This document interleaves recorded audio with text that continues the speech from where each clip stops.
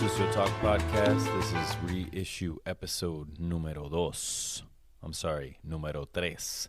Number 1, Tyler Vorse. Number 2, Charlie Apple. Number 3, Matty Kamm. All right. Common thread here is all these dudes went to Johnson & Wales University. That's where I met them all. And I'll go ahead and read the caption that I wrote for the first drop of the Matty Kammerer episode. Chef Matt Kammerer. All right, here we go. Matthew Kammerer is the executive chef at the beautiful restaurant named Harborhouse Inn. I met him long ago at Johnson & Wales University. Since then, he's put his head down and has worked his way up in some of the coolest restaurants in the world with some of the greatest chefs of our time. To see a young cook I met so long ago become the chef he is today is truly remarkable and a testament to his hard work and ambition. The best quality about Chef Matthew is that although he has been wildly successful during his time at Harborhouse, he strongly believes that his vision has not even begun to shine as bright as it will. A special thank you to Matthew Kammerer for making this happen. And then the photo was taken by Trox. So, John Troxell. Trox does a lot of photos, black and white, very dramatic, sort of depictions of chefs, and chefs love drama, so that's why we like him, okay? So he's pretty cool, though. He'll reach out and be like, hey, let's see what you're doing over there. I want to take pictures. Sure. So cool-ass dude. I can't wait to have him on the show again. I recorded with him at some point last year during my road trip travels. Even I forget sometimes, guys. 14,000 miles in 50 days, 70 restaurants, 30 podcasts.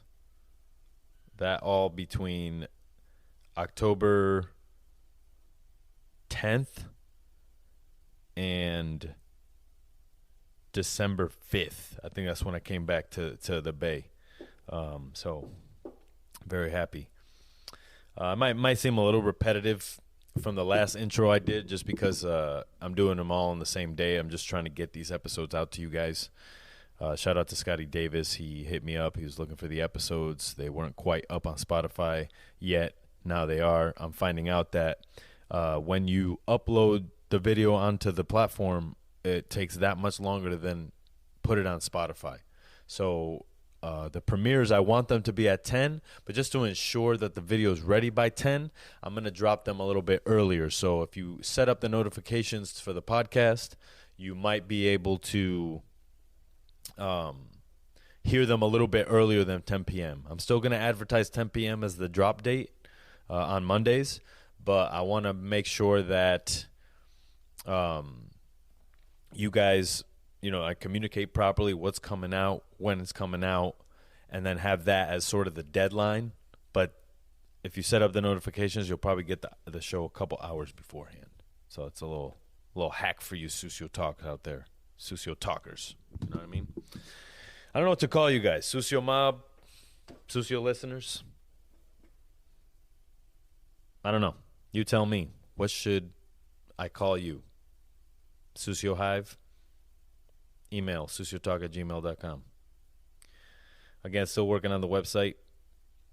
I want to have a place where clandestine food writers can put their articles.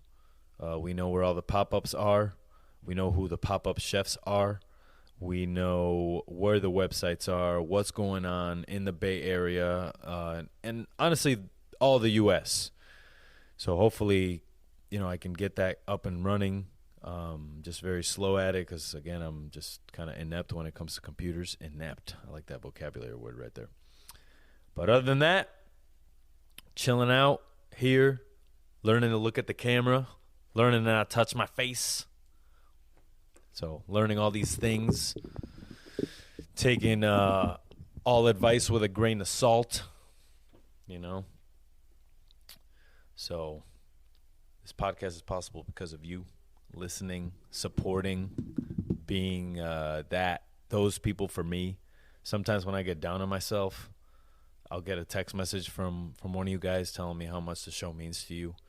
And, honestly, the show has saved my life. I thought that I was stuck I wasn't a chef anymore. I kind of lost my identity. So regaining sort of, who I am through the show and not giving a fuck about other people's opinions. I will not go through this life caring what other people think. I will only do what is right for me. And that is a mentality that I want to live on a day-to-day basis. And you can do the same, and you will see the results that come about. Sucio Talk Podcast, episode 3, sorry. Still fucking that up. Sucio Talk 3. None of this episode bullshit. Again, Matthew Kammerer, chef up at the Harborhouse Inn in Elk, California. Shout out to his farmer, Amy Smith, who used to be the farmer at Meadowood. So truly talented team up there. I believe Danny D'Amico is up there as well. I think he's going to be the CDC. I don't know if that news is out there, but pretty sure that that's where he's going. And truly, in the United States, I think that is the restaurant that definitely is going to get 3 stars either, next year, this year, next year. I think the guide already came out this year. I could be wrong. And that's another thing that I need to work on is, like, I need to know these things. When does Michelin come out and what city? I again, shielding myself from all this shit just so I can learn how to cook and be the best chef I can be.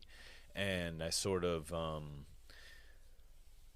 I squandered some time that I could have used researching shit like that just to know it off the top of my head. Because if I'm going to be this person for you guys, I want to make sure that I got all the information. You know what I'm saying? But other than that, everyone take care. Peace out. Everyone love everyone. And I will see you next time. I'm going to be wearing the same exact clothes for the next episode intro. And that's episode 4, Jason McKinney. Which I already dropped a video episode with him. So why should I do a intro for that? Because he's special too, guys. Okay? Peace. Thank you very much. Welcome to the 3rd episode of Sucio Talk. I'm sitting here with my boy Matthew Kammerer, chef of Harborhouse Inn in Elk, California. Super excited to have him. I'm here in his beautiful home, which I hear is up for sale. Yeah, right? No, right? Something like that. Maybe for rent. Yeah, we got bedrooms. We got bedrooms available. There you go. All right, so I just actually ate dinner over there at Harborhouse, and it was delicious. Thank you very much. Thank you to the team. Thanks for making the trip. It's I was telling him it was different, and then when I had said that, he looked at me like, "You motherfucker, what do you mean by that?" So it was all positive. I love the flavors. I loved how everything spoke for itself. Nothing was muddled. It was almost different because you finished with a T. Nobody really finishes with a T here in the States. Everybody's a little too afraid to do that. So what was the thinking behind that? Yeah, I mean, you're in Elk, right? So you're not going out after. It's time to go back to your room or wherever you're at to, call it a night. And it's just another way to utilize the property. So everything's picked. The tea gets fired and somebody runs out of the garden, picks it. Aromatics are still there. It's fresh. And just kind of suits the end of the service. Awesome. So, you're at Harborhouse now, but, at Sucio Talk, we like to take it all the way from the beginning. We're going back. So, you were born and raised where? New Jersey. What town? West Long Branch, so right on the shore there. Very cool. Pre-MTV shore. So it was much more calm then. Yeah. Probably some sketch shit was happening with it. It wasn't televised. So yes, we'll just leave it at that. Yeah. And then your parents, what do they do? Dad was in the motion picture business. Mom is a jeweler. Very cool. Motion picture business, like TV, movies, things like very that. Very cool. So, Producer, director, promoter? Called a grip. So all the lighting. All right. So not necessarily the lights, but setting up all the diffusions and things like that. Very cool. And then your mom was a jeweler in town, or? Yeah. So worked at the same joint since she was 18, and now she owns it. So. Wow. Yeah, to this day. Yeah, she's pushing. There you go. Pushing that weight out there. work ethic like you've never seen. So Yeah, that's very cool. She's a monster. Do you think, while you were growing up, did she have aspirations to own it, or was it always like, I'm just gonna? Nah, she needed a job, and then Yeah. she just fucking. she's Yeah, that's how the best pushing shit like jewels. works out. Yeah. Let's do it. So, you're young, and when did you first pique your interest in cooking?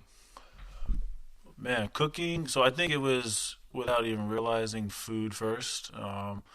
Parents worked a lot, so I had the babysitter after school. First, second grade, I'd be calling mom up after school, like, what's for dinner? And she's like, what the fuck is this kid talking about? Like, go outside or something. But I was always like, all right, what's for dinner? So without knowing it, food was always in the forefront, but I was never like, I'm going to be a chef at that age. Mm-hmm. And then school, not for me. Obviously went to Johnson & Wales. So. Oh, for sure, man. That's how you know school wasn't. You're like, I picked this school. I know they're going to be great. I couldn't get into real college. But prior to that, I guess I should keep going back. I was always just interested in food. So parents divorced quite early. So I would go hang out with my dad in North Jersey. And what we would do is go out to eat. So that would be like our thing. So by like 9, 10, I was like smashing sushi, lobster, and he's just like, what the fuck did I create? Like, this kid is getting expensive now. Like, yeah, I'll have the rack of lamb. I'm like, he's like, what the? They're like always joking around, like, oh yeah, you come with your two best friends every weekend, hunger and thirst, because I would just like be putting it down. And food, I was always super drawn to it. And then, like most of us, man, I needed a job, and I started scrubbing, started washing dishes, not even thinking that I would start cooking. I just wanted to buy. Where was this? Where did you start? This is in a little beach town called Monmouth Beach. So it was like a breakfast joint called My Kitchen Witch Cafe. Okay. And my brother's best friend was a line cook there, and he got me the job. So I would just go in there super hungover and just scrub. And, I just competitive person, so I don't know, I turned that into a bit of a competition, like, can you keep up, how organized can you make it, how clean, I was just like it's like getting this cheese off the plates, like, exactly. And then I started prepping. I was like, I'm making these biscuits, whatever. And then junior year high school, they're like, so what college you gonna go? They just like try and force that shit on you. I was like, sure.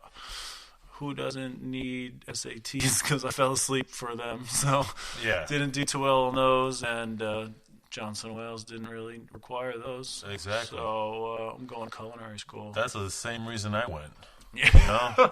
It's like, I don't have to take this scheduled test. I was like, great. I fell asleep. Yeah, exactly. Just like not that into it, clearly. But, I think prior to Johnson & Wales, I worked at a couple of restaurants, though. Did you visit the college before you went?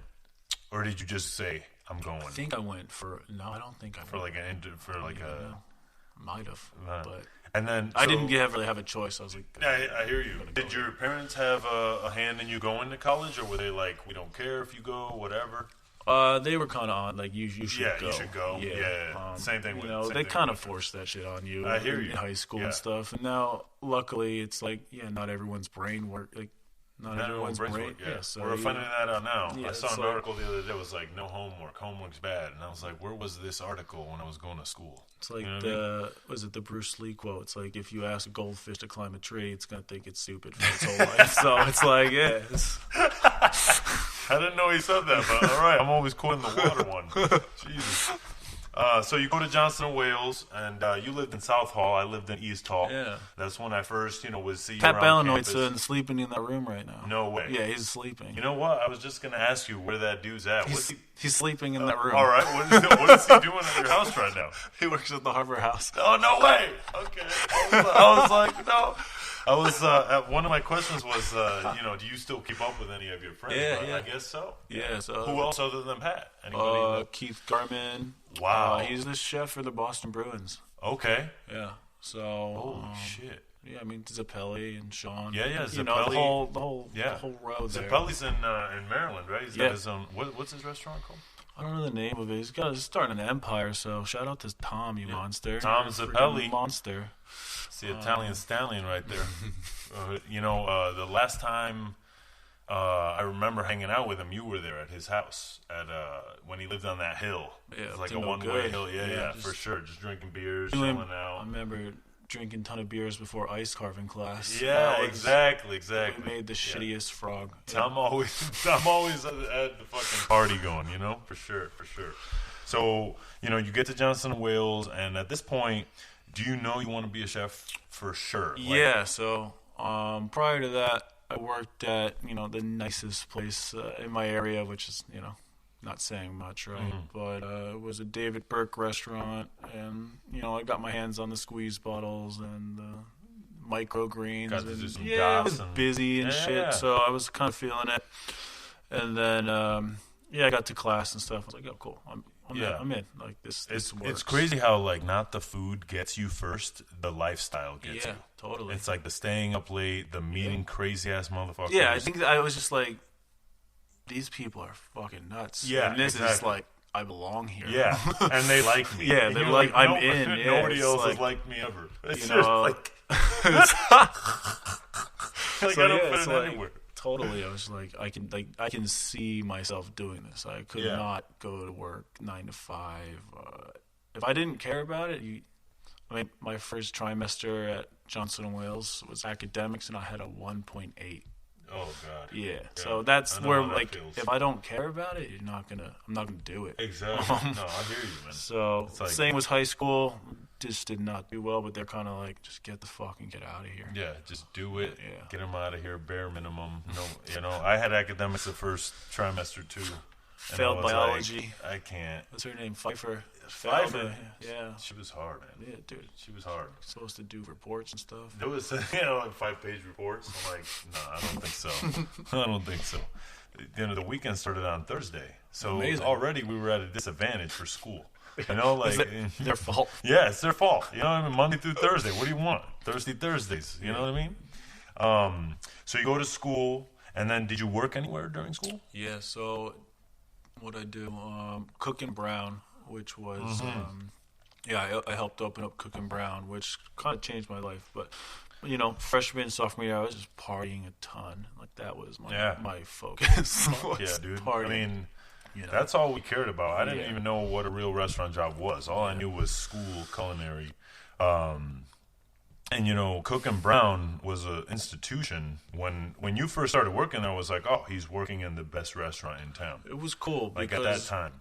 It was not like other restaurants there where, the menu changed every day, and it was short, right? It was only like 5 small plates and 5 entrees and 3 desserts. But it was like the first place where you're like, oh, this is actually coming from a small farm. Exactly. And it comes in every day, and we're tasting every single thing, and the chef is sending this back over and over until I make it right. And it kind of like just put the foundation down on what cooking could be. Like a high standard. And like at the same time working there, I was doing weekends I guess it would have been Friday, Saturday, at Cafe Nuovo. Remember this? Oh yeah, I remember Cafe Nuovo. And that was the complete opposite of that, because they had the water fires. Yeah. And you do like 450, 500, and I was like, well, this is definitely not what I want to do. Dude, water fire. Before all you people out there was like, you can't make a fire in water, guys. It's a event they did every Saturday on the waterfront, and it's basically these torches in the middle of the river that they would light up. And just a grip of people would come. Yeah, it was crazy. I had one of the worst things ever in a restaurant happen to me there. What?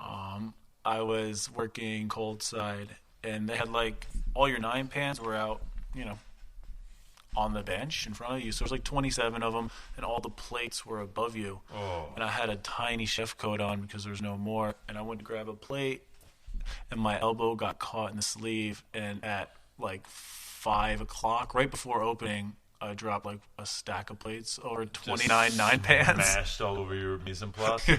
That happened to me at the Trat, and I had no idea, because you don't think about that until you do it. And they're like, oh, yeah, you have to throw all of that away now. No, everything. You got to restart. And you're like, what? And they're like, yeah, no, that's true. And you're like, oh, my God. Yeah, it was pretty. Like, the sous chef looked over. He's like, oh, dude, you just fucked up your whole night. Yeah, for sure. Yeah. You're just running around. But it's like, it's those nights that, I bet you that guy grabbed 2 other guys and we're like, yo, let's all help him right now. Because if not, we're fucked. This is not going to work. Exactly. That's a good realization to have. Fuck. So, this happens to you, and then where do you go from there? Yeah, so I worked at Cook and Brown after. So I went to did trimester in Switzerland, so that allowed me to graduate early. Okay. So I kept working at Cook and Brown. Why. I always wondered. I was like, how is this guy excelling, just crushing? Yeah, I went to Switzerland and did a trimester there and got.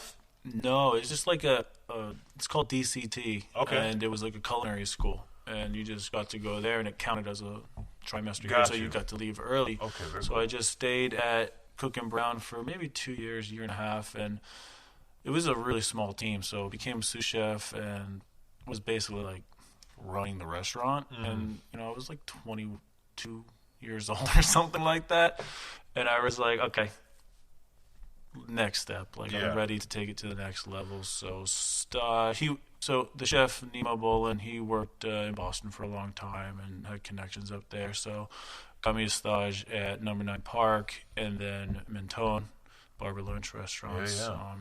Number 9 really wasn't for me. It was just kind of a little chaotic, and I was just like really looking for something specific. So Mentone was only open for like 2 years at that point, and they were just like pushing and it was brand new. It was just like you couldn't say no to that place. I had a dinner there with my girlfriend at the time's family, and I knew you were working in the kitchen, but it was at that point where I was like so young. I was like, I ain't gonna fucking say that I know him, And probably on your end, you're like, I hope nobody comes in here that I know. You know what I mean? It was amazing. Honestly, it was. That's very cool. I remember one thing. They had these corn medallions. Yeah, served on the caviar and creme fraiche. Yeah, that was fire. So that was actually fun. That was that was a canapé, I'm guessing. So, I guess I was like the first person to work the canapé section there. Like it kind of like we were still moving forward month by month. Like, all right, what's next? And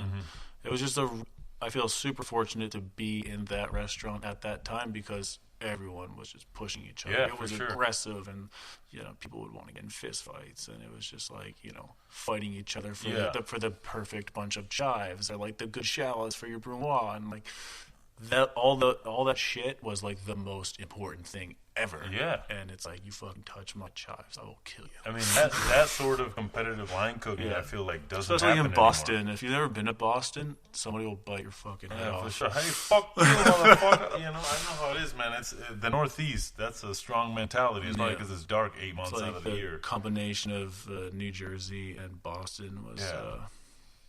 I had to learn how to be different when I moved to California. For sure. I mean, you know what? In those kitchens where you have to be that aggressive, where the other guys, they're not out to fuck you, but they're definitely out to get the best bunch of parsley in house. Yeah. And you better be on that same wavelength. That makes you better.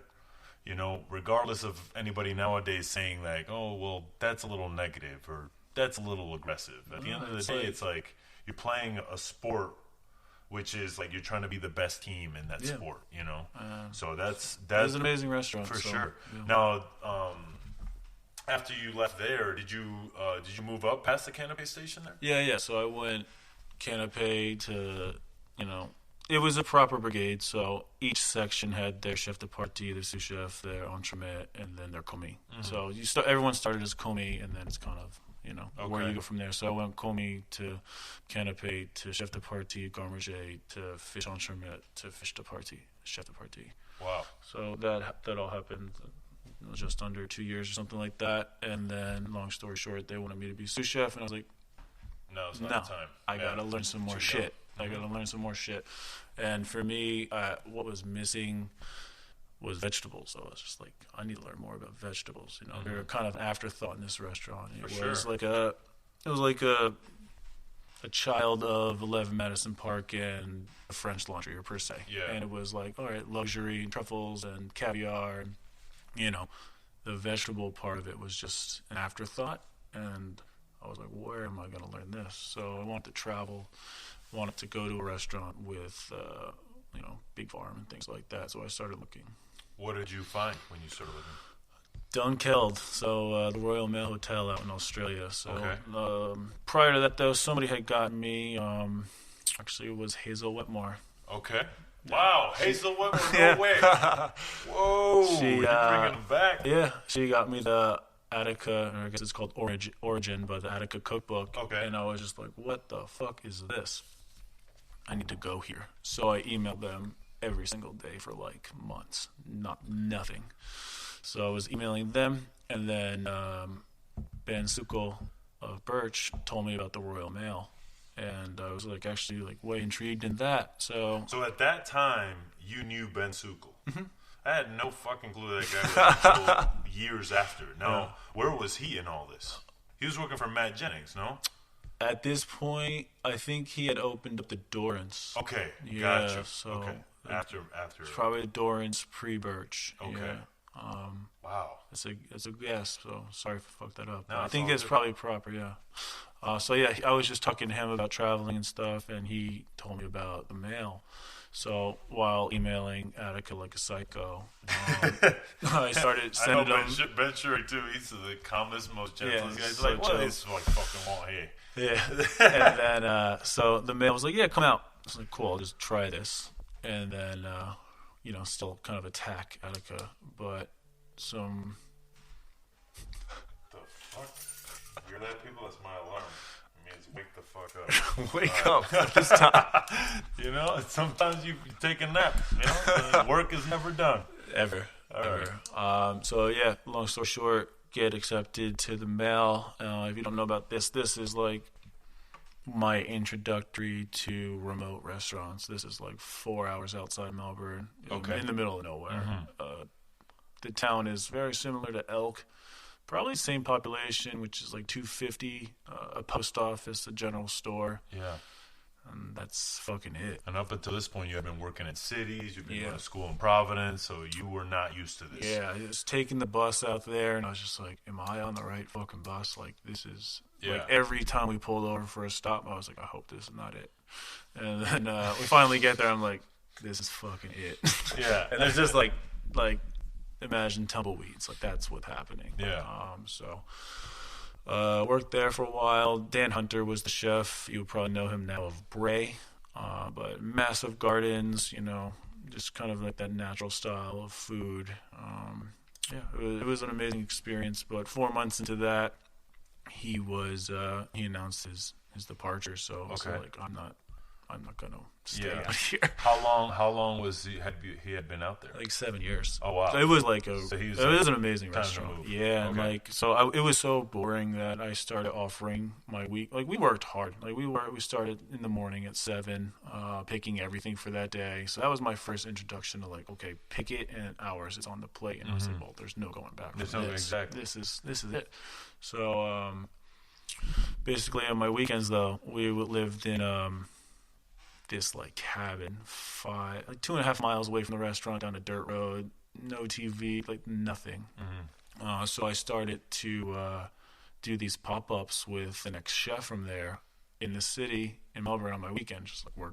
He'd give me a couple like $100 or something like that, and I was like, cool, I get to see some other food and get out of Dunkeld for the weekend. Yeah. And his partner in the pop-ups was a guy named Peter Gunn, who was the sous chef at Attica. So, boom, I got my fucking Made that in. connection, Yeah, yeah. so did a couple of these pop-ups with Peter, and I was like, hey, I've been trying to get in. Like, can you get me in? And he got me into Attica. So that was like my whole goal. So basically, like, I flew with a one-way ticket to Australia, being like, I got to get into this fucking restaurant somehow. Yeah. And somehow got in. You got there, man. Hell yeah, dude. Through perseverance, Yeah. So you get to Attica, and what's that like? You meet Ben Shuri for the first time. He's so nice. He's This the guy, why is nicest this guy so fucking nice? chef, dude. Nah, it's amazing. So I think probably my first experience with like just a really nice chef. Yeah, like for sure. You start there, you're like outside during service doing like marshmallows or something, Yeah. or like cleaning carrots or just prepping and stuff. And I remember like my first couple days there, it was like raining outside. And I had like a fucking big raincoat on. I'm like scrubbing all the carrots from the garden. And he comes out with a coat on. I'm like, what's up, chef? You into the garden? He's like, nah, mate. Here to help you. And I'm like, middle of service in the downpour. He just like wanted to get to like know me. It's like crazy. Dude, that's a leader right there. Yeah. You know what I mean? That's somebody that But he would be in there at 7 in the morning knocking out what the hell was he making? Club sandwiches for staff meal. Because he was bragging about how his club sandwich was the best. He busted out. This guy busted out the electric knife to cut the crust off. It was like all the bacon was grammed out. I was just like, what the fuck is going on? It's like club sandwich. Yeah, love that. Yeah, so it was amazing. When he came over and he did this dinner, it was Friends of Ben Shuri dinner. Chef from Kamm was there. We had a couple other people, but he had this dish. It was yeasted potatoes and mint. Just like potatoes, new potatoes cooked for 7 minutes in a bag. Yeah, just what was literally I know just this dish. cooked. No, I know this dish. And like spring medium rare, he called it. Yeah, like medium rare potatoes. potatoes. Yeah, so they had bite to them, but they were still a little cooked. And he just put them in this yeast butter, and then he covered them with all types of mint. And it was like, still to this day, I'm like, how, you know?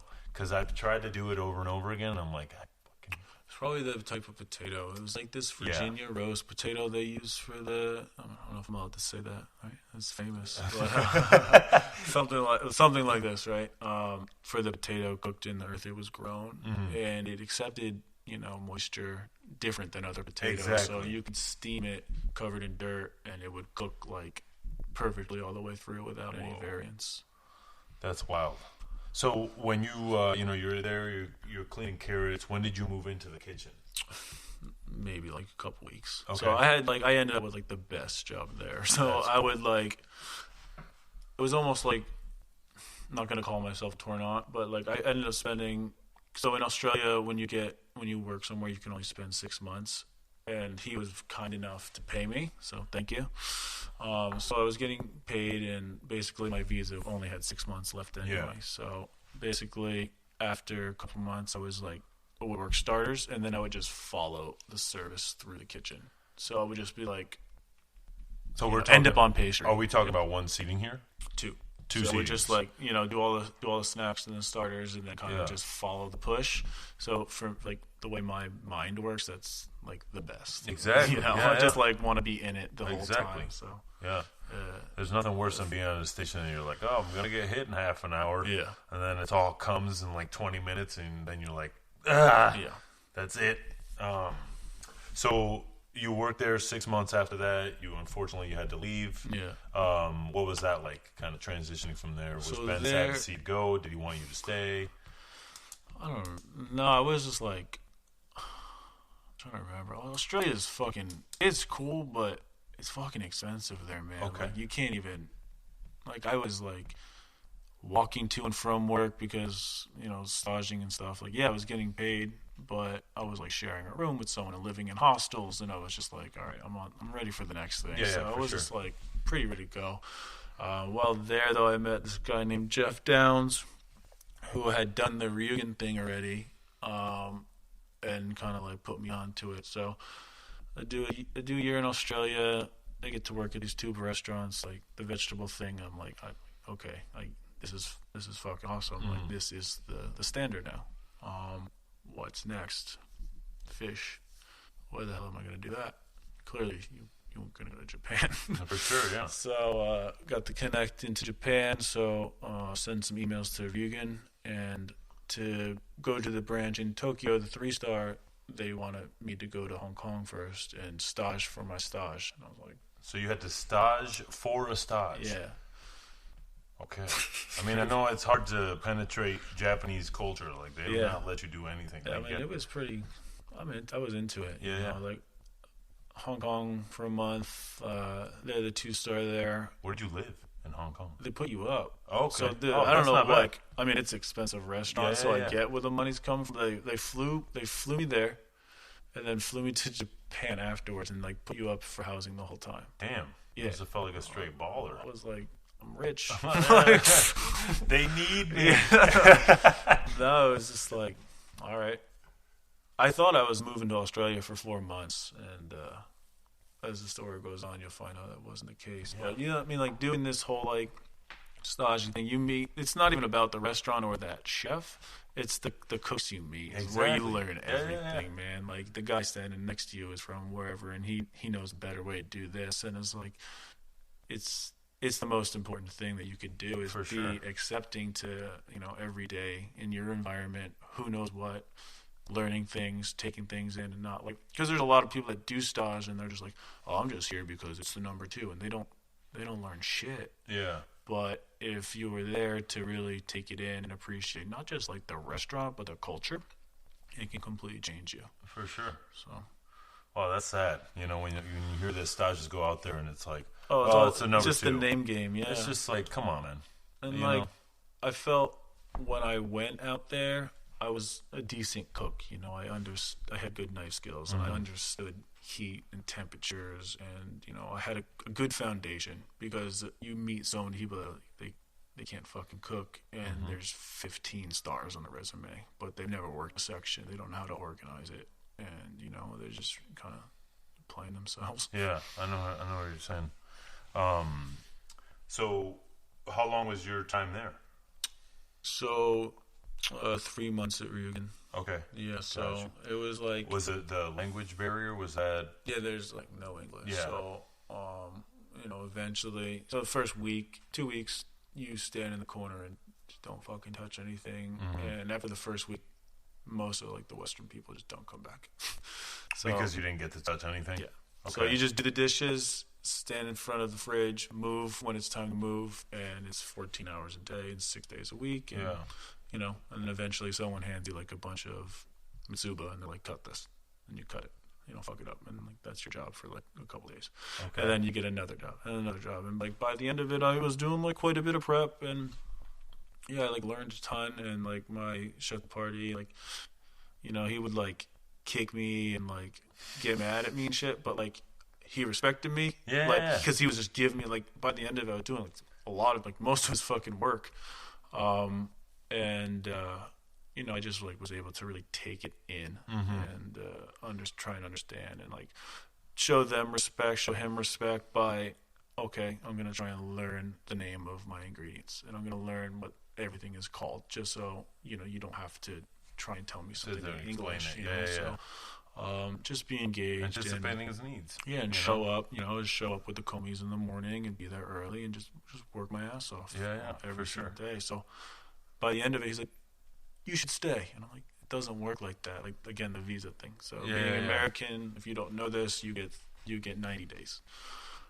So they wanted me to stay there, and I was just like, nope, I can't. So if you could have, would you? I probably would have. Okay. I was pretty tired. You know, you're living in a tiny apartment with, I think there was 3 other bunk beds, and like it's like living in a frat house. Yeah, and at that point you hadn't been back home in I don't know, a year. Yeah, over at a least, year, right? year and a half probably, because I traveled in prior to Hong Kong. I traveled in Southeast Asia for a month or something like that. Okay. Almost died down there. That was pretty rad. How did you die? Well, I got pneumonia and Thai stomach at the same time. What the Thai stomach? What is that? Oh, you don't. This is like the most legit version of food poisoning. Oh. And I went to the doctor and they gave me the wrong drugs. Oh, so it was like extra epic. You had to go to the doctors in Thailand? Yeah.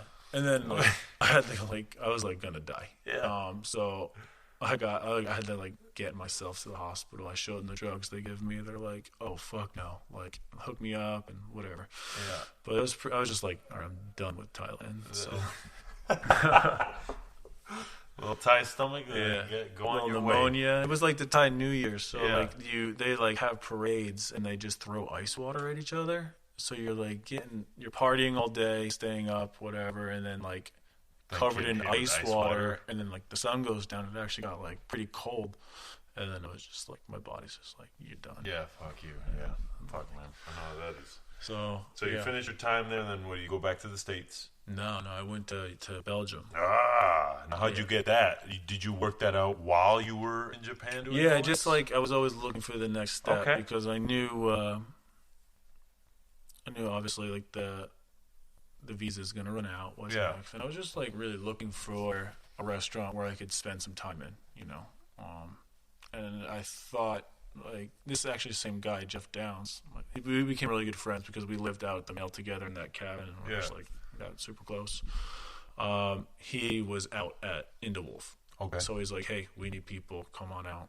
Maybe you can get a visa or something like that. But so I flew out there from Tokyo and worked there for a couple months, and then like honestly, it wasn't really for me. Like a month in, I was like, maybe I won't do this because like just the food wasn't for me. It was there was not really much leadership in the kitchen, and we were like working like really fucking long days, big push, and I was just like kind of like, what? How many covers were they doing?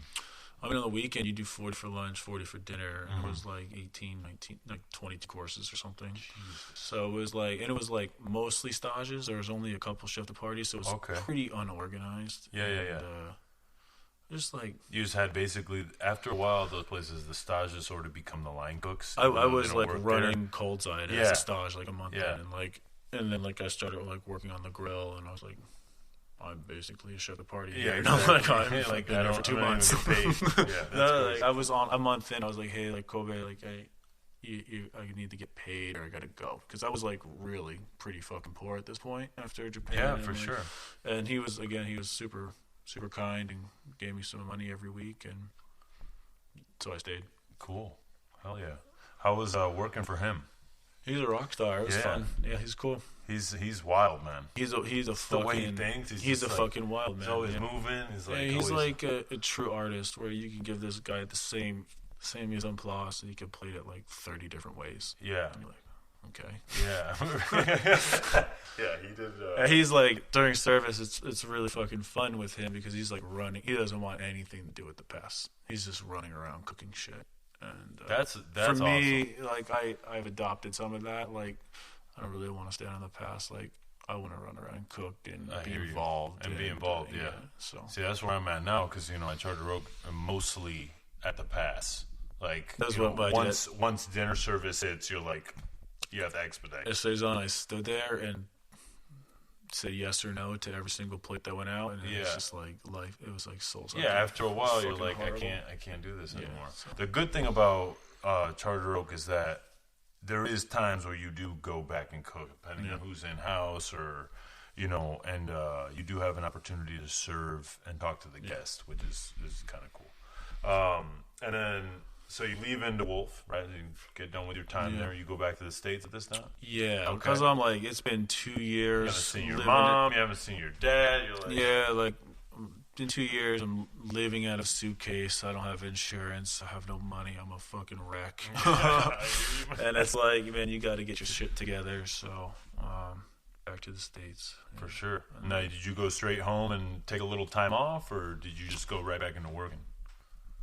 No, so I was like, we were having beers actually into Wolf, and they're like, what are you going to do? And I was like, I think I'm going to go take over Saison. And everyone's like fucking laughing. I was like, all right.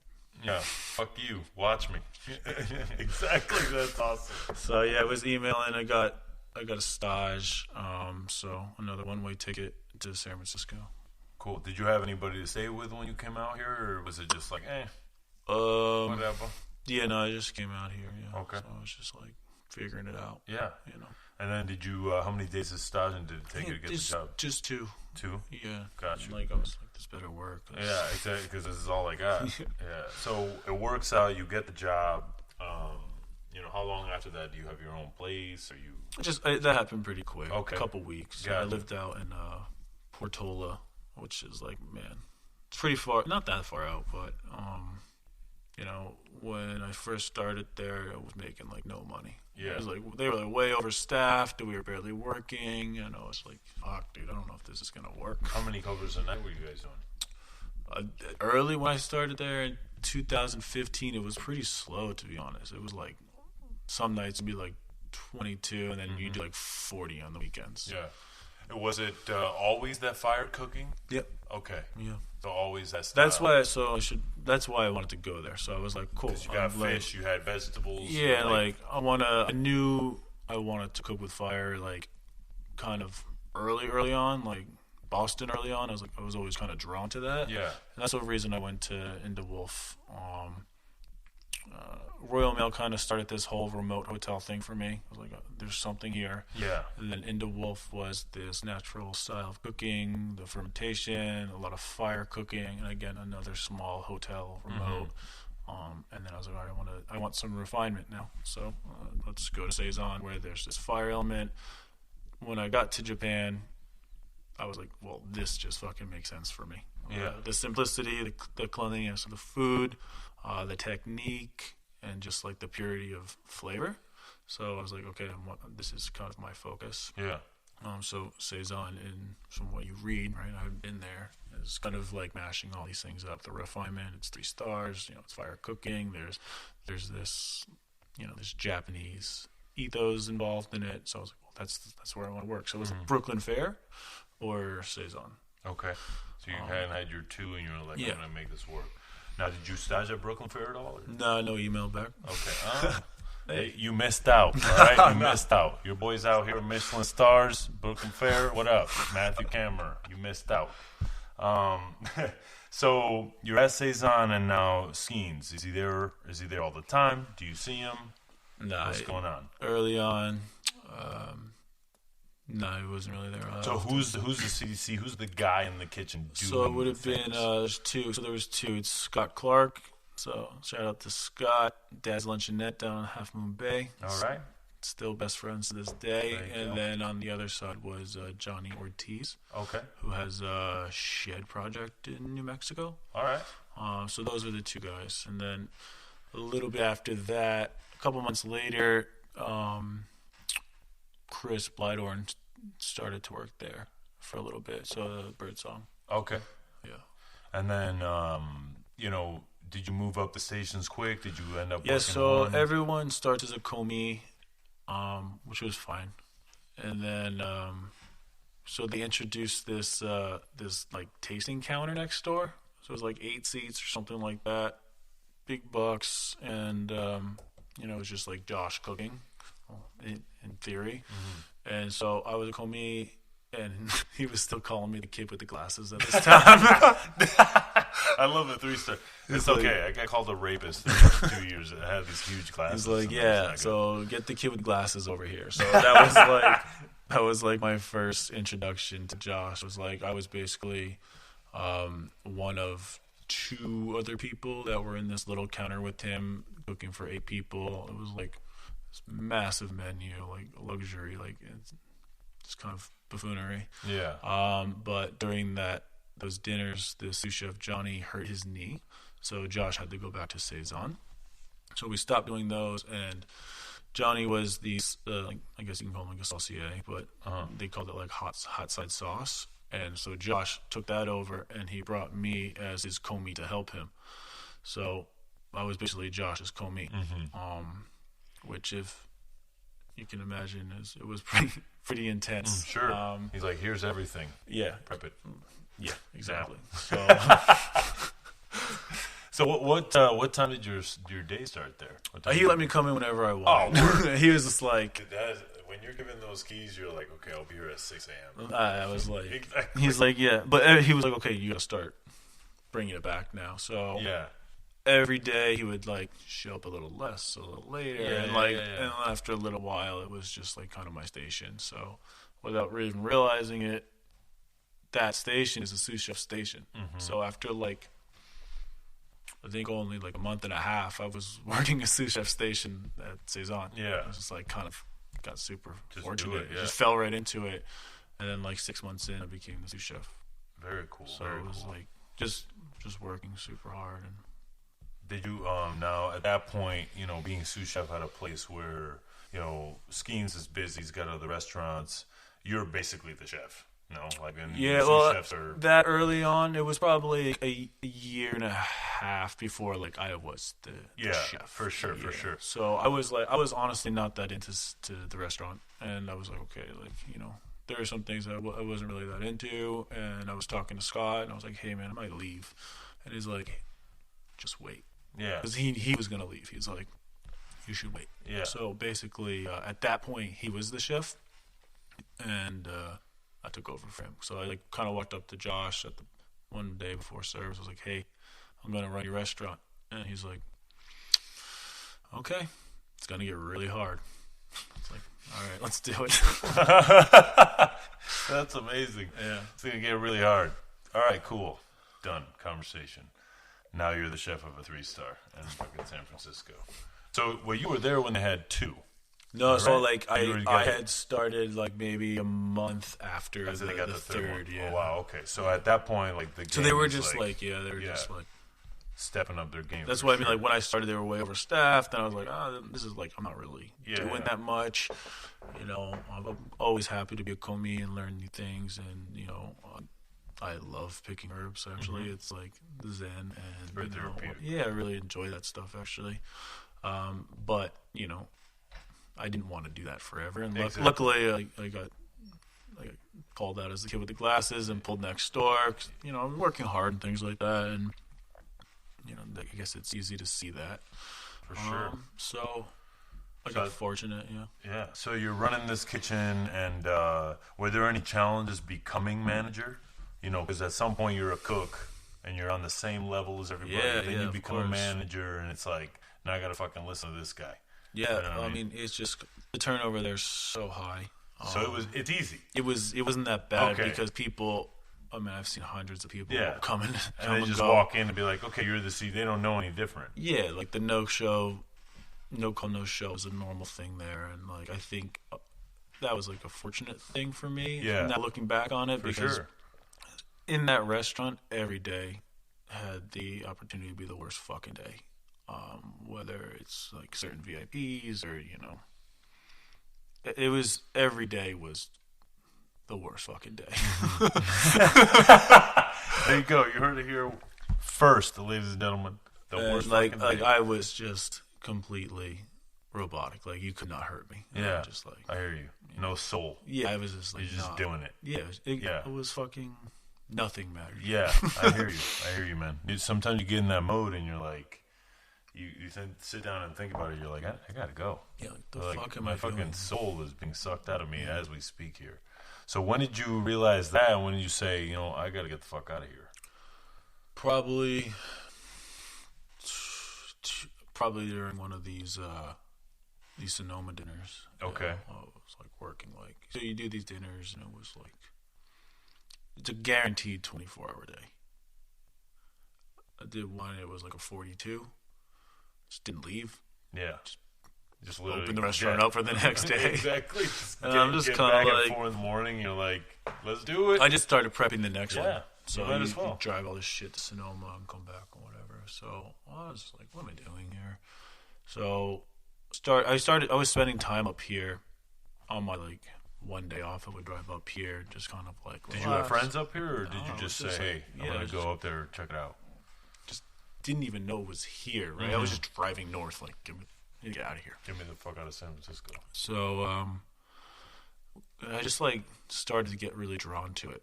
So about like 2.5 years in, I was like, okay, I want to harness. I started this book about this fictional place, what I wanted, and small inn, somewhere remote, under 10 rooms, whatever.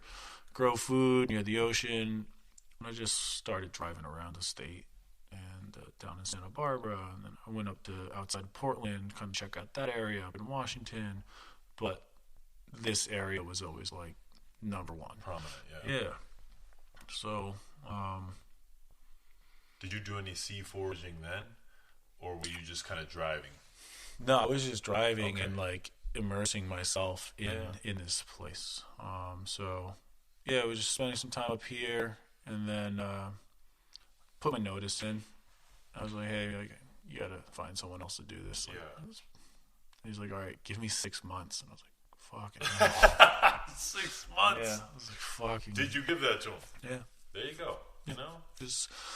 So yeah, I should backtrack. I found Harborhouse, and had an interview. It went fucking off. I like showed up with an iPad and a deck. I was like, hey, this is what's gonna happen here. This is what we're gonna do. And the owner Edmund was like, okay. Yeah. And I was like, oh. So they were looking for a chef. Yeah, it was closed for 4 years. What? And like they had to do a ton of work on it. It was like falling into the ocean. They did a ton of work, and they were looking to reopen. And a friend of mine who actually ended up living up here was like, yo, they're looking for someone. So I just sent my resume. Had the email back the next day. I mean, at that point, you got a badass resume. You know, you're running around Attica. You got fucking Royal Mail. You got Menton, Attica. You know, Ryujin. Yeah. So I had the interview in like a fucking Starbucks on what was it, 2nd Street in Napa? No, in Soma. Like I think like right before my shift at Cezanne. Okay.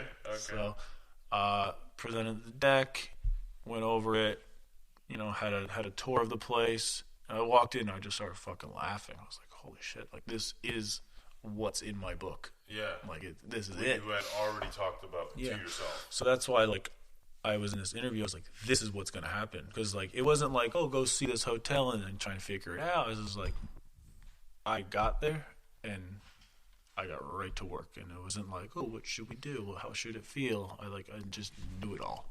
Yeah. Because I had just been like kind of daydreaming and manifesting this shit for a while. So tell Josh like, hey, I'm going to go open this hotel. He's like, let me see it. So I tell him the names. Like, oh, it looks pretty nice. Yeah, they always down for this shit. I was like, yeah, looks all right. Whatever.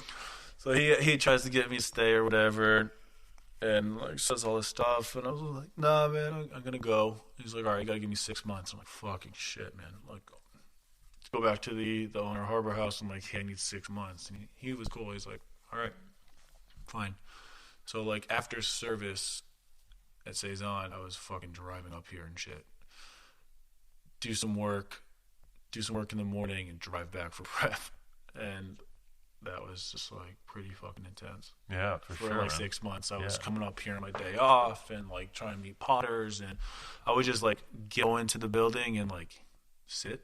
Yeah, and just like be in feel it, be in the you space. know, just like feel it and like, you know, like visualize yourself winning. So it's like move tables around and like sleep in every room and see like what's fucking weird about this room, and like because like I should like backtrack. I'm not just the chef of Harborhouse. I kind of have a hand in everything. So the experience as a whole is kind of, you know, your brainchild, your baby. baby. It's like kind of the vision there. So yeah, because I was reading on the menu, you guys do the menu in the room.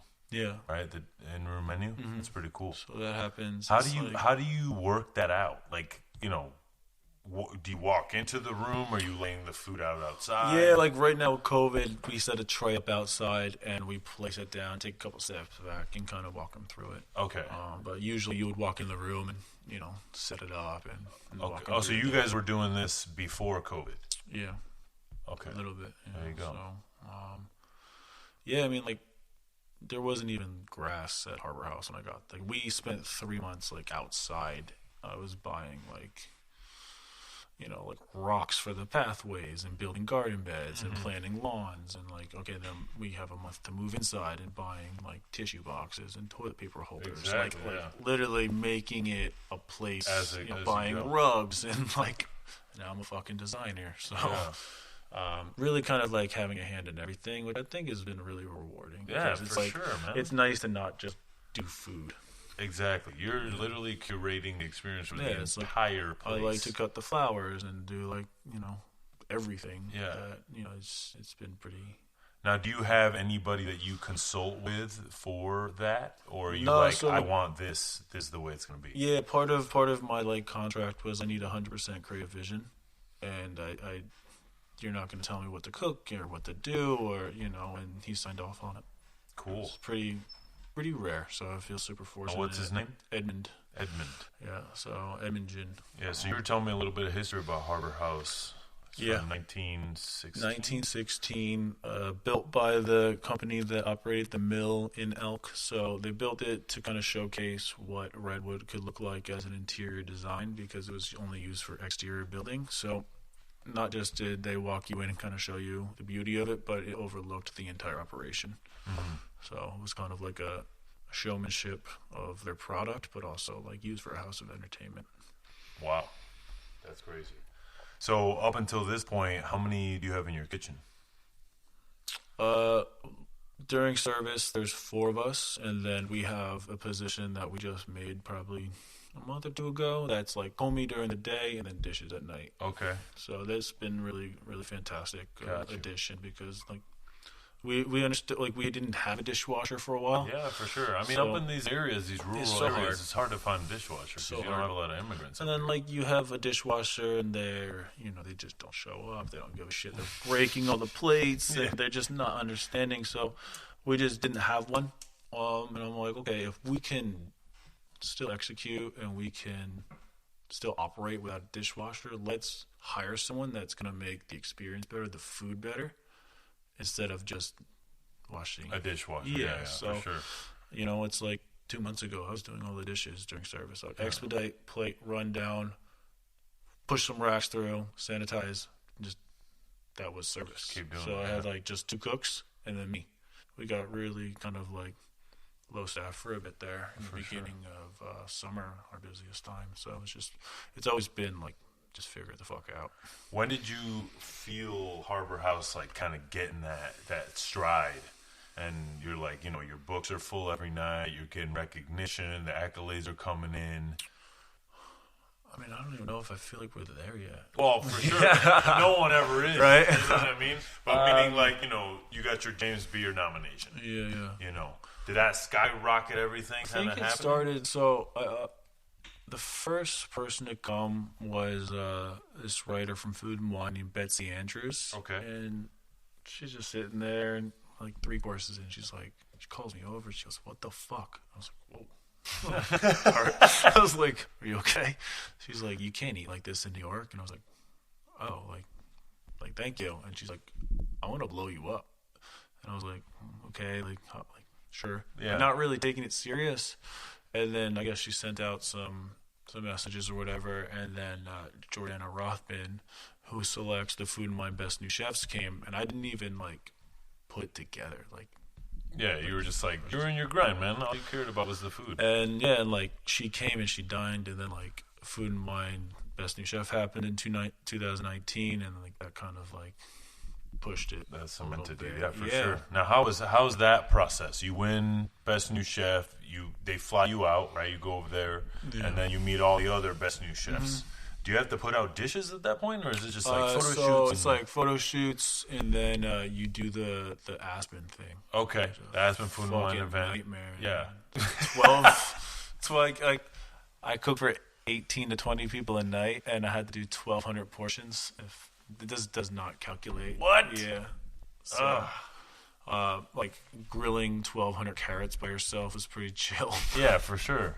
So you're telling me you're doing like 1,000 cover tasting menus and then like 8 to 20 No, it was just dinners? one course out in Aspen. Okay, one Yeah, course. Okay, yeah. So got you. At Harborhouse, it's 18 to 20 covers. But, Okay. So I was like, God damn. that was the nightmare. So then you come back from this James Beer business, and you go into this year. You get your star, Yeah. right? So now, how did that happen? Did you know at all that there was any Michelin inspectors coming in? No, man. You're just When I doing what you left San Francisco, I was like, never fucking again, thank God. And then like the next, like within 6 months, they're like, oh, we're going full California. And I was like, oh God. Like Yeah, Michelin's cool, right? It's important for the business, and it made us way busier. busy. Right? Yeah, So I have to yeah. appreciate Puts that. asses in seats. But That's right. it's not. Do you find yourself being like, okay, now we got this star, we got to keep it, we got to cook this way to keep it, or we're just going to do what we do, and whatever happens, happens? Yeah, I think it's a balance. I don't want to just cook for the book. There's definitely, if you pay attention, this is only my opinion, but there's a recipe there. If most restaurants, I feel, are serving the same things. Your caviar course, you got your wagyu, you got your truffles, and then, there's like a recipe, and I don't want to follow that. You dine tonight, and there's not really any luxury ingredients. Exactly. It's Yeah. like I just want to continue on the rockfish and rutabagas path and serve food that, like real food. I don't want to Yeah. do too much to it, and I want to stick to that. So I don't. So do you have goals of attaining more stars, or would you say that you're kind of I think either here nor the second there, one doesn't would matter? be nice. Yeah. But just again, purely business wise, I don't understand Michelin. I'm not gonna pretend I do. I've had the most amazing meals in 1 stars and not good meals in 3 stars, and 2-star I think is the most confusing category. I feel like 2-star is like the most high touch, you know, whether it's like the plating is a certain way and it needs to be looking like that, and then 3-star they like relax on the plating, and it's I have no fucking idea. I think I have like 9 or 10 Michelin stars on my resume, and I still have no idea. And so I think you can drive yourself crazy trying to figure out what it is. So, you know, just talk to the team, say, you know, we got to just serve things that we're proud of and execute. Who knows what will happen, but it's not. It's not my life goal. Okay. I just want to have a busy restaurant. So, you know, people forget that restaurants are a business. Yeah, and, for sure. If we're busy, I can take better care of my staff. I can give them more freedom. We can close for a month and we can travel, and, you know, we can be inspired and have a better culture. So, like, for me, getting a 2nd star would allow us to do that because we'd be busy every day. Exactly. You can't forget that we're in Elk and there's just no one around. It literally isn't. Dude, I forgot to buy beers for the kitchen, so I'm like, all right, I'll just drive to this next town, Manchester. Hopefully they got a fucking liquor store, bro. I was up here. I'm like, damn. I waited too long to like look for a place to get beers. So I was like, I gotta go to Manchester. Yeah. So I mean, like, it's just being busier and reinvesting into the cuisine and, you know, the service, whether it's, you know, plateware or just, you know, overall. Like, back into your staff. Yeah. Take care of these people that give you so much. For sure. And you can't do that without having a busy restaurant. And being in a place like this, no one's going to walk in off the street. It's a commitment to get here. So, yeah, for sure. You have to convince people to Do you make have that trip. a lot of people reaching out to work here? Do you have It's picked up like in the last probably 6 months. It's definitely picked up. Have you hired from that pool, or are you like? I've just been kind of going a little bit internally because people see it's a pretty view. It sounds cool. It's a different fucking thing. Yeah.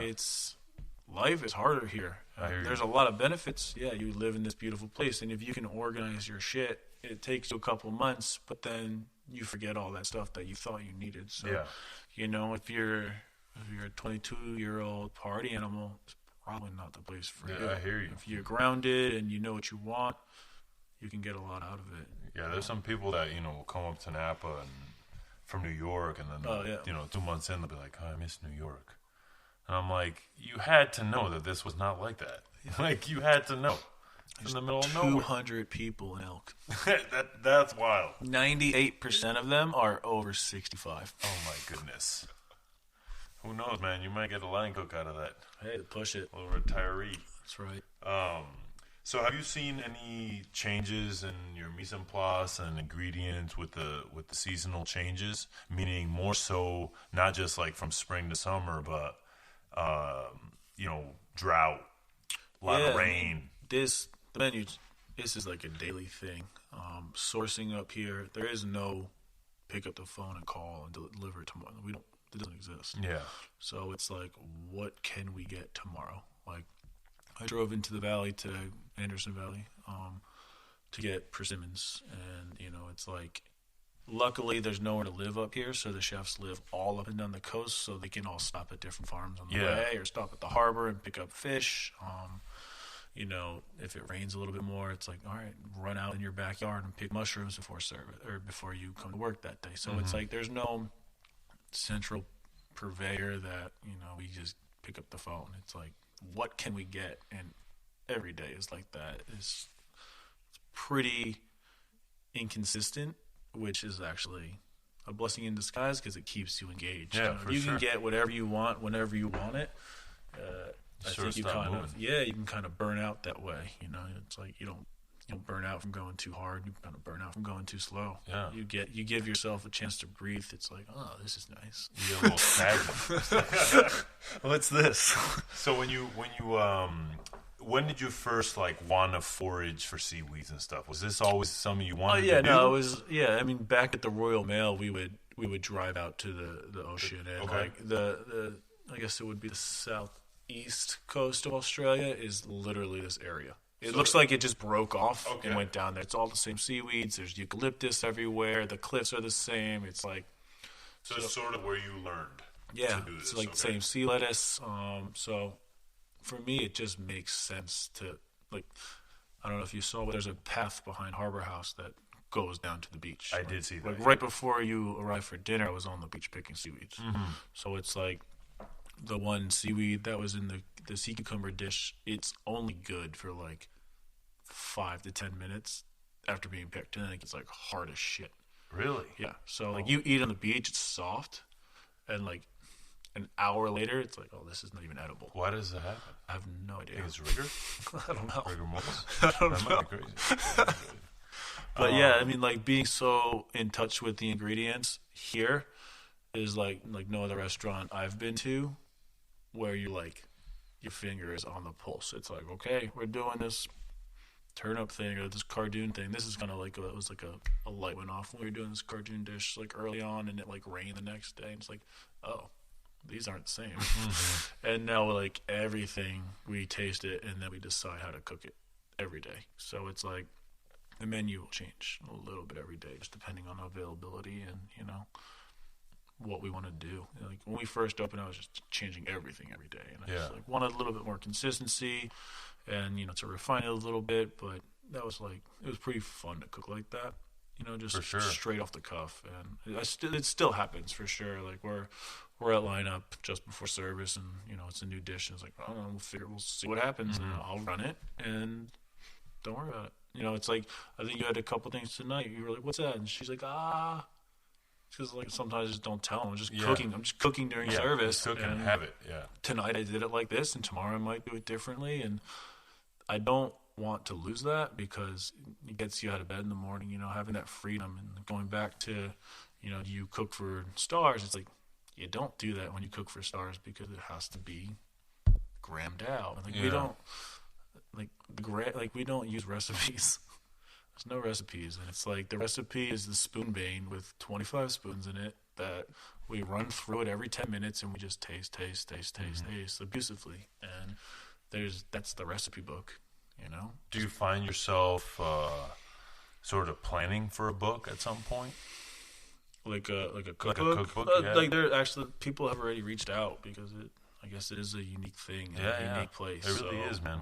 It really is. There was something that was kind of planned pre-COVID, and then obviously that just like hit the back burner. But I think it's too early. For sure. Still finding our bones. So, yeah. That's awesome to hear you say that, because a lot of times people they'll find their success, they'll get their star, and they'll be like, okay, yeah, I'm good. And to keep constantly going and say, we're not done yet. I just want to cook, man. Yeah, it's exactly. Just like, what are we doing today? I don't know. Let's I say it in the kitchen all the time. Go get all the best shit and let's make a menu. Yeah. It's like, those are the words. It's like, and like when one of the cooks volunteers, like, oh, I know a mushroom guy. And I'm like, are you sure? And like, yeah, I can get them. And it's like, I'm just on them. It's like, all right, you're the fish guy. Like, where's Gary? Is Gary diving for sea cucumbers? Call him. Yeah. Mushrooms. This. Fish. Where's Brian with the fish? And it's like, we're just working with these like solo people with one guy on a boat. And it's like, what do you catch? There's no one. We can look out the kitchen and be like, fuck, it's pretty rough. We're not going to have fish for 3 days.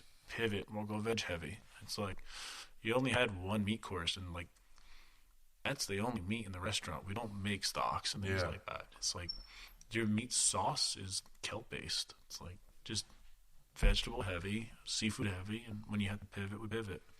I thought the pickled egg was pretty goddamn tasty. Because I've been trying to do a pickled egg for a long time because I want it. So those are from August. Yeah, so explain that. Just like... They're just like...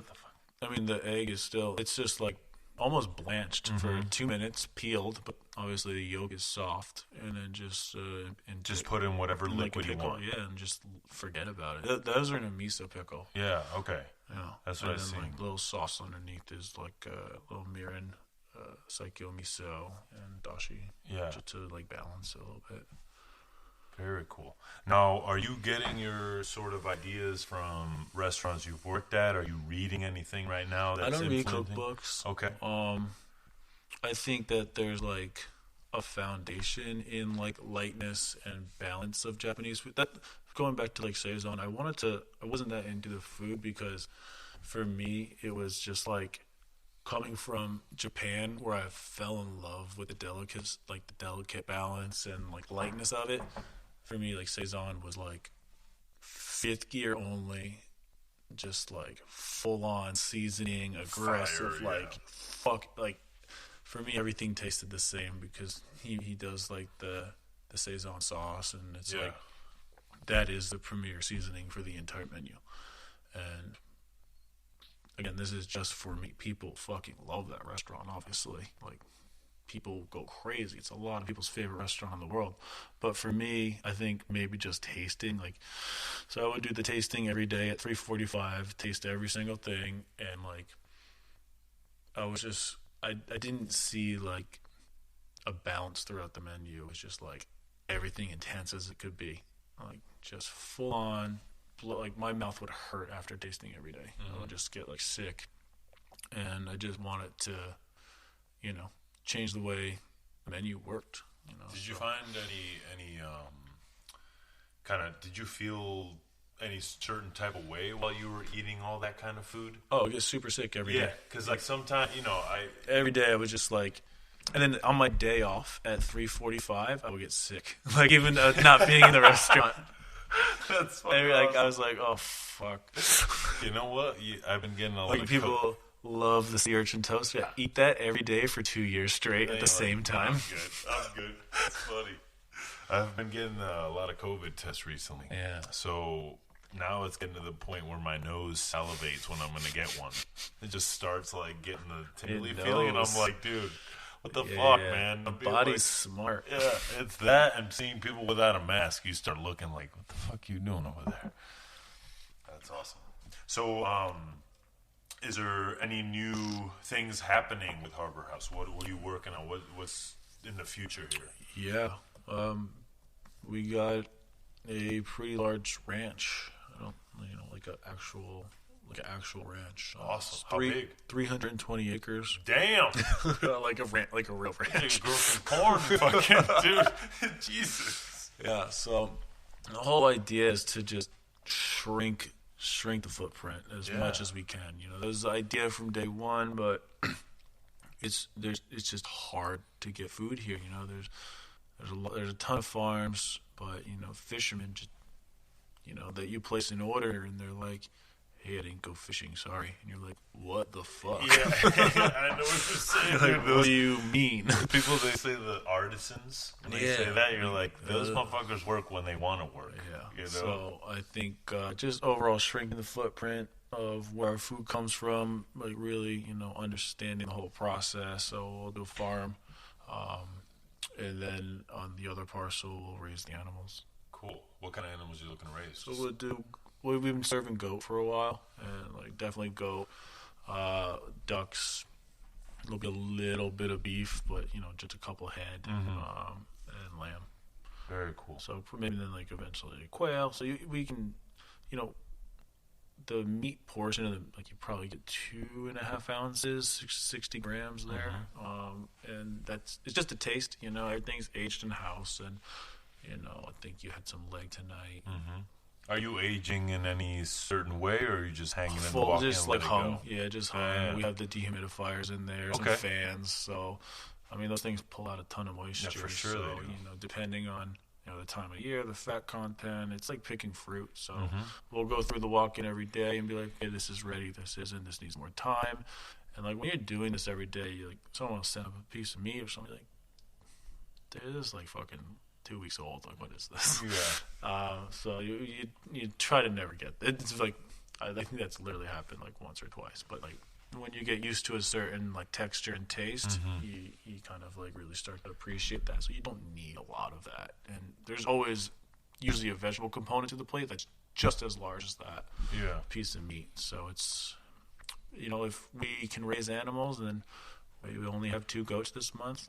We went pescatarian for a while, so it's like meat is just kind of there, and it's like, it's sustainable to raise goats, and they do fire breaks, and it's like they're just going to be a fully wild animals on 300 acres. So it's like there's going to be no intervention. Yeah. So we're going to taste what the grass is doing, and is it a dry year?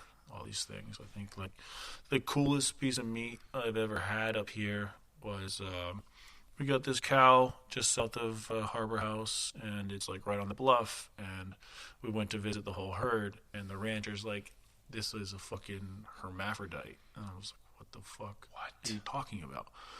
She's like, yeah, it's born without reproductive organs. And I was like, she started telling me about it, so it couldn't be like milked or anything.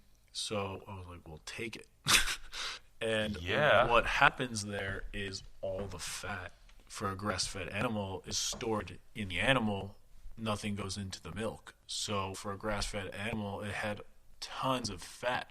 And it was June, so the grass was still green. And being on the bluff, all the salt is hitting the grass. So the meat is like pre-seasoned, really fatty grass-fed beef. And it's like, well, this is the par now. Just like everything else. It's like, if you hand me something that's the best version of it, well, we can't go back. Yeah, this is now, this is the drug. This is the high. This is what we're chasing. Chasing the white dragon. So it's like when a chef is like, cool, I'll do mushrooms. I'm like, are you sure? Yeah. And no. We just, it's actually, we're just chasing that taste. Do you find that you have any difficult diners up here? I tend not to think so, because if you're so far out, people that come here know what to kind of expect. The only time we'll have an issue is if people don't know what they're getting themselves into. Yeah. We had a table tonight, no seafood, and it's like, what? Yeah, that ain't right. No like they don't like seafood or vegetables. Like we have a meat-heavy menu, and it's like, no, because it doesn't exist. So we feed them the regular menu, and at the end of the day, this is not, we didn't, it's like, oh, you didn't like it, and when you say, what about it, or why didn't you like it? It's not like, was something salty, was something overcooked, undercooked, was it tough? No, you just don't like seafood and vegetables, and this is a seafood and vegetable restaurant. Yeah. So I think that's the only time, but I think people are usually pretty relaxed. They know what they're getting themselves into. For sure. You're not just going to walk in off the street because you can't. It doesn't exist. You can't. Fucking can't. That's awesome. So, other than the ranch, is there anything else going on? Do you have any other plans? No, we'll do some housing. You'll do some housing out there for staff because it's so difficult. Yeah. But most of them live in Anderson Valley? No, we're all up and down the coast from Fort Bragg to Point Arena. So, it's just like there's nothing out here. Yeah. So we'll try and get some houses built. So you're seeing yourself out here for the long haul? Yeah, no, for me, there's no better place to cook, I think when someone's like, a meal like this, all the way out here, I'm like, no, you're so wrong. It's like, you just drove by your whole meal coming here. Like, it's all here. Mm-hmm. It's like the meal you had tonight. It's like if you're in a city, how many sea cucumbers are sitting on the subway as you go to the fucking restaurant? None at all. It's like you just see a fucking... And it's wild because I've pass a goat on the fucking way. It's like, no, all the food is here. It's like, there's a kelp. Like, it's like, it fucking makes sense. Like, you're so far away from where we should be regarding, like, food is grown here. It's like, it's natural here. And it's like, we're serving it here. It doesn't even have to go anywhere. When you're in a city, it's like the food is coming from all over the fucking world. Yeah. It's coming from all over the country. It's like, what are you talking about? That's unnatural. Everything is here. We just brought it 10 minutes. Just cook it, we walked down to the beach and fucking brought it back and put it on a plate. Yeah. It's like, the disconnect is so fucking far away where people can't understand that. What do you mean a meal here? No, it's all here. Yeah. That's crazy. It's like the misinformation and maleducation of a lot of people that don't work in restaurants or haven't ever worked at restaurants is like people insane. Think that nice restaurants belong in New York. It's exactly. Like, that's the fuck. There's no nature there. Exactly. Where are the farms? Yeah. And a lot of guys that I know over there, they're like, all the farms are in New Jersey. Yeah. So it's like, so what the fuck? It's like, like you can taste the fucking back of the truck. Yeah, exactly. Yeah, no, I hear you. The metal walls of the it's truck. Like you can fucking see it. Yeah. And I'm not taking anything away from New York restaurants or that No, that farm different. scene. It's just different, yeah. But this is the purest of the pure. Like, where are you getting your abalones? Those. So I mean, man, if you walk down to the beach, there's thousands of them. But if you don't know this, I guess it's now 8 years, but there's a 10-year ban on abalone. So those are Monterey. So what we'll do is we'll get them from Monterey, and then the chefs will go down to the beach every day, bring back 5 gallons of water, and we'll store any live shellfish or seafood, in that whether water. it's finfish or crabs, in that water, so it gives us the taste of this place. Okay. Got you. So even if you can't get it from here, you're still making sure we're doing our best to, when like the abalones are way happy. Like, for sure.